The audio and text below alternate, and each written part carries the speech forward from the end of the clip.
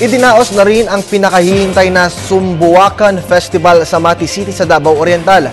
Kabilang sa mga inaabangan hindi lang ng mga residente kundi na rin ng mga dayuhang turista ay ang samot-saring programang tampok ang galing at husay ng mga Pinoy.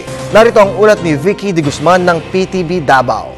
Ang kapistahan ay kabilang na sa makulay na kultura ng mga Pinoy. Bawat baryo, siyudad ay may kanya-kanyang kapistahan. Ito ang panahon ng pasasalamat sa patron o di kaya ay pasasalamat dahil sa mga masaganang ani. Ito rin may papamalas ang talento ng marami na hindi kailanman magbubura sa kulturang Pilipino. Sa Mati City, ang Sambuukan Festival ay isang inaabangang kapistahan sa buong lungsod. Maraming masasayang patimpalak ang inaabangan ng mga residente at dayuhan dito. Today we already started yung ating skimboarding and frisbee and surfing, which is in Dahican. Here is the street dancing in the Poblacion, and on the south we have yung Pantra, yung uso ngayon na mga motor riders, yung TMX, nasasabing Pantra kasi pang trabaho. Yeah, so it gets everybody involved. Walang piniling class ito ha. Everybody, nakakotse man o nakapedicab, nandyan nanonood. Isa pang malaking patimpalak ay ang street dancing competition.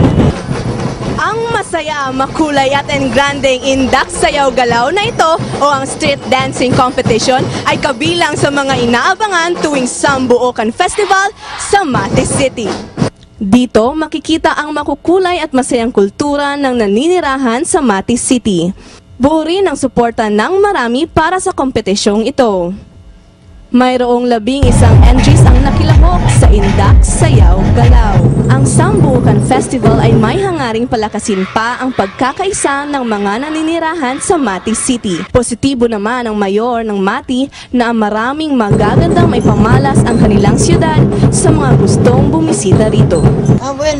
Padami ng padami ang activities and of course the participants. Kay as it goes on, alam na ng tao what to expect. So nagkakaroon ng, kita mo kanina ang performance sa mga bata, it has improved tremendously, no?